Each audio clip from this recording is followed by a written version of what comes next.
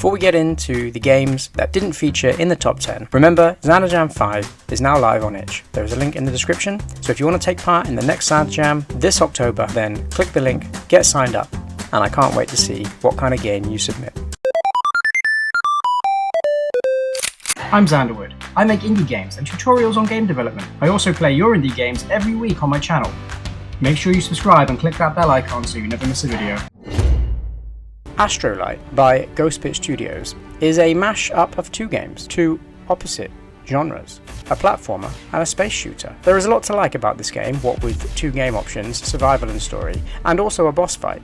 You've definitely packed a lot into this game in just 1 week, so well done. I really like the art style, I'm a big fan of pixel art, but I think the stars in the background could be a lot smaller. I did like the effect though, it made me feel like I was flying through space at quite some speed. I would have enjoyed some form of power-up or different weapon type to keep things interesting. The gun I had seemed quite overpowered, being able to kill everything with one hit. Also, how about some nice particles when the enemy dies? I managed to beat story mode on my first try. I really liked how you added a story even though it was just a game jam game. In terms of sound, the music was nice, but the game was missing some sound effects. I'd add in a jump effect and also when the player lands on a platform.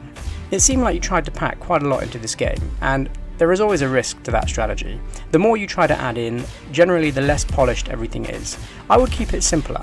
Stick with one mechanic, make the game a little shorter, one mode, and just polish it up as much as you possibly can.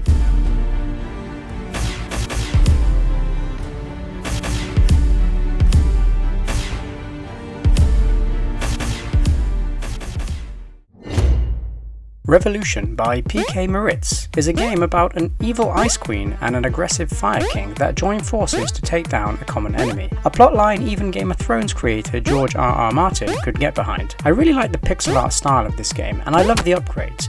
Unlocking an attack was such a nice surprise, but I don't think you need to show the power gauge of the attack until you unlock it, as I kept wondering what it was while on level 1. I like how you have two sets of levels, one for fire and one for ice. It gave me the feeling of choice and that I was in control of how the game played out. I think the intro monologue could have used some music, and I also thought the game was a little bit hard, or maybe I was just really bad at it. The camera movement could have been a little more favourable to the player as well. When you jump, oftentimes you can't see the ground or enemies, and it makes landing in a safe place a question of luck rather than skill. Try to keep the ground in sight to avoid leaps of faith. The attack feature was great, but killing snowmen was hard. I'm not sure if it was the collisions, but every time I tried, I lost life. And why does rain kill me? I was like, oh look, what a nice rain effect. And then a drop landed on my head, and I was back at the start. I accidentally clicked back into level 1 after beating it. It would have been good to give the player a quick exit button if they do this, to avoid having to replay the same levels again and again. Being able to switch characters to access different skills was a great touch, and made for some very interesting gameplay. Those fireball enemies should only take one shot to kill them. It would keep the pace of the game flowing. The regeneration speed of the power gauge could also be a little faster. Too many leaps of faith require you to fail and go back to the start, just so you can understand the correct jump to take.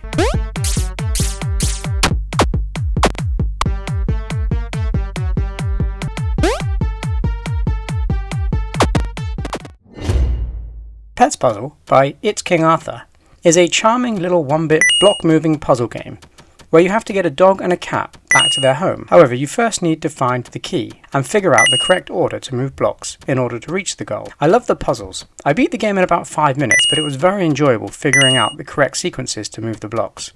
I really like how only the dog could move the dog blocks and only the cat could move the cat blocks. The grid system worked perfectly, and it was a simple and fun game to play. The only thing I would add would be some music. The sound effects were nice, but a chiptune style background theme would have tied the whole experience together perfectly.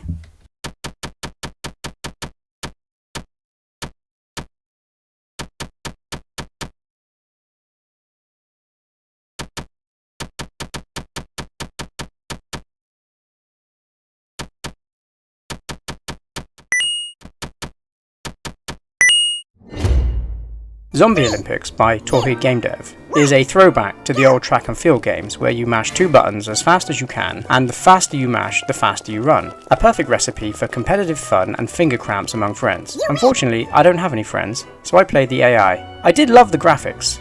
They are so well done. The animations are smooth, and the music and the voiceovers were perfect. I love how many different types of zombies there were. It would have been so great to be able to choose my character though before the race. If you ever add this feature, let me know. I played the game a few times, and the difficulty for the first couple of races seemed quite easy. But then on the third or fourth race, it seemed no matter how fast I tapped, I couldn't get any higher than second place. The difficulty should increase the longer I play, but after winning, the option to play again was restart, which gave me the impression that I was starting a new game. It would be so cool to be able to progress through different heats, getting at least third to be able to progress, for example. Obviously, there is a ton of different ways you can take a track and field game, so making something this polished for a game jam, I take my hat off to you, sir.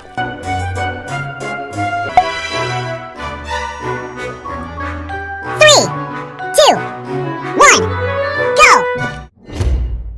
In Hot Water by Xenoparrot. If there was ever a game that needed a tutorial, it's this one. I couldn't figure out the relevance of the push-pull mechanic for the life of me. The game itself is a 3D platformer. You have to get your ice cube to the safety that is the end of the level without ending up in hot water. The game itself plays fine, and I like the addition of the minimap. This really helps time your landings on the platforms. The music is nice, but a few sound effects wouldn't go amiss. The layout of the level was a little confusing. It appeared that I could go in multiple directions from the start point, which was confusing. I think one specific and obvious path would be a better choice.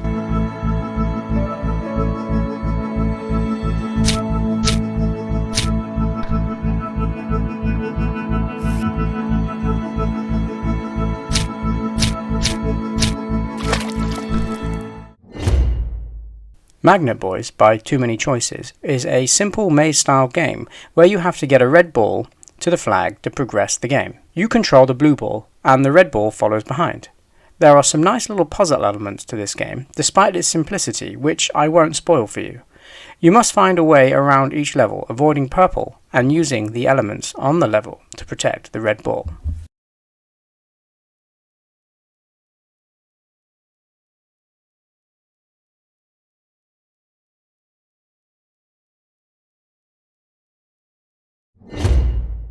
Ionizer by Real Esther is a game that has so much potential. The story had me drawn in from the start. I love the dialogue between the player and the supporting character. Unfortunately, the game had some pretty big bugs right from the start, which made it impossible to get into the game. Submit this game to my Indie Games of the Week series when you've ironed out the bugs, so I can give it another play.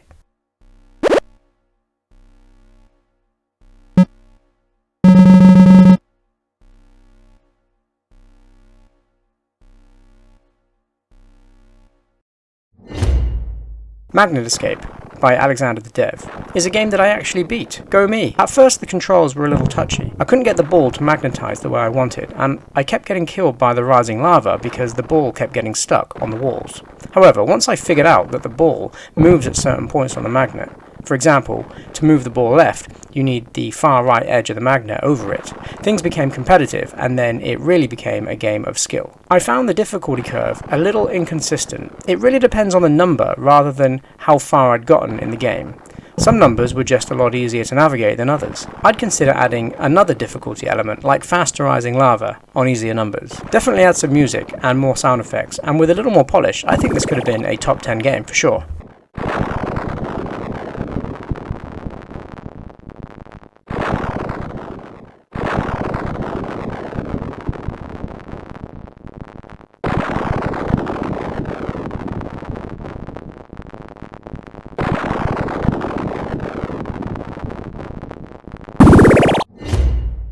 Nicecapade, Romp of Virtue by Dreamcast Ghost was a game I wasn't quite sure what to make of when I first played, but it quickly grew on me and I actually spent quite some time trying to beat the Anti-Pope. Your character moves on a set path, kinda like a tower defense game, except instead of controlling the towers, you have to deflect the incoming eggs, bombs, goblins, Bibles, and Jesus? If you're sensitive to abuse, you'll be in your own personal hell on level 1, as the townsfolk aren't shy about shouting all kinds of slurs as you march towards the dungeon. I enjoyed the mechanics of this game. Having to choose between shield to deflect and sword to smash objects away was a nice touch. I encountered an error in the goblin dungeon and had to restart, which was a little frustrating as the pace of the game seemed a lot slower the second time through. Perhaps add a button to move at 2 times the speed. Once I got to the boss, the game had well and truly won me over. That cowboy anti-pope was hilarious. It doesn't need to make sense, it was simply a brilliant idea. I think this game could and should have placed much higher if people played long enough to reach the boss fight. Perhaps make the game smaller next time and spend the extra time adding layers and layers of polish. The music was okay and fitting, but a few more sound effects would have been nice. Overall, I really enjoyed playing. I retried the boss fight so many times, but couldn't get anywhere near beating him. I guess evil wins on this occasion.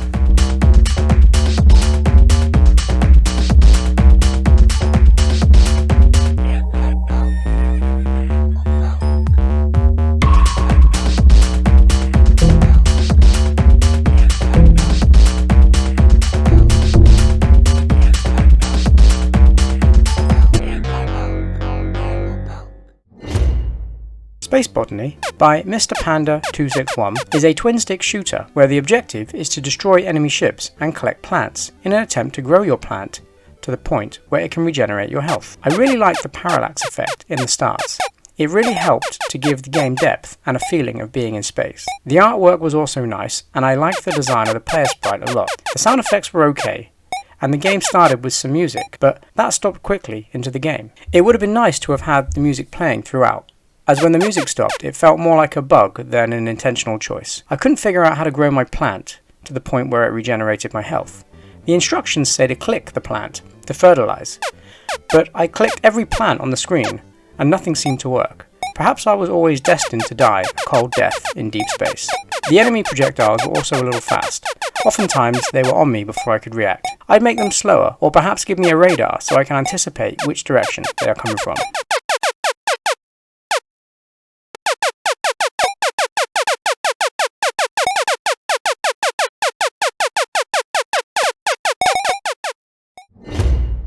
Switch Climb by Wizard W9 is a unique little game that requires timing and reflexes. You are a slime, and your goal is to reach the top of the level. Your mode of transport is moving blocks, and you must avoid getting squished or stabbed by the spikes. You can control the moving blocks by pushing Z, which will change their given direction. There are some nice puzzles in this game, and I am proud to say that I think I did quite well. However, I encountered a bug on a certain level, not sure which, that popped me at the start of the level and wouldn't allow me to continue playing. Perhaps the developer didn't think anybody would reach this level. Well, you're not messing with no ordinary game jam host. I enjoyed the cartoony style artwork and the animation on the slime when it was moving. It really felt squishy. The biggest issue with the game, however, was the controls. The buttons required were difficult to grasp the hang of, and as a result, I was the orchestrator of my own death on more than one occasion.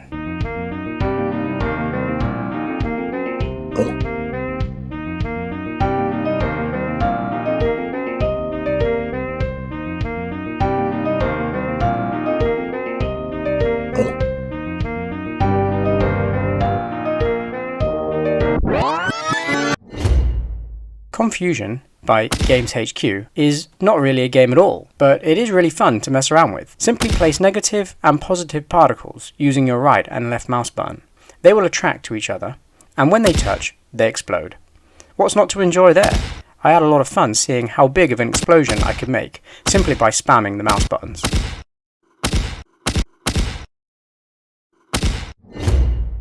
Kamixa at War by The Game Dev is a clicker game where you have to discover new items of warfare to assist your government in the war. Discover never before seen weapons like grenades, Molotov cocktails, and glow sticks. When you make a discovery, you get two choices on what to do next. Pick correctly and you'll become a decorated war hero. Choose poorly and you'll be fired, or worse. Thanks to everybody that took part in Xanderjam 4. I really enjoyed playing through all your indie games submitted.